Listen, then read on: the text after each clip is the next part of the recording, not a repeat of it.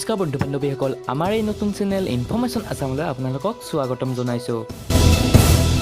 ৰাজ্যৰ বান পৰিস্থিতি শেহতীয়াভাৱে হ্ৰাস পাইছে যদিও বানৰ প্ৰভাৱ কিন্তু পৰিছে ৰাজ্যৰ পাচলি বজাৰসমূহত আৰু এই পাচলিসমূহ আকাশলংঘী মূল্য বৃদ্ধি পোৱা পৰিলক্ষিত হৈছে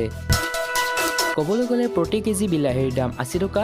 ভেন্দি কেজি 60 টকা ফুলকবি প্ৰায় 60 টকা লেচেৰা প্ৰায় 60 টকা জিকা প্ৰায় 60 টকা তিতা কেৰেলাৰ দাম হ'ল 60 টকা আৰু পটলৰ দাম হ'ল 60 টকা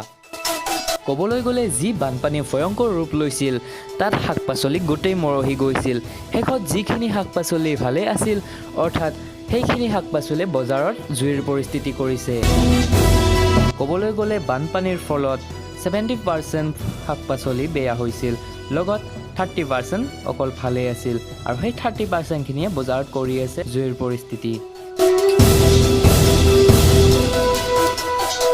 সো আজিলৈকে এইখিনিয়ে এই সৰু ইনফৰমেশ্যনখিনি যদি আপোনালোকে বুজি পাইছে তেনেহ'লে এটা লাইক কৰি জনাই দিয়ক লগতে শ্বেয়াৰ এণ্ড ছাবস্ক্ৰাইব আৰু কাষত থকা বেল আইকনটো বজাবলৈ নাপাহৰিব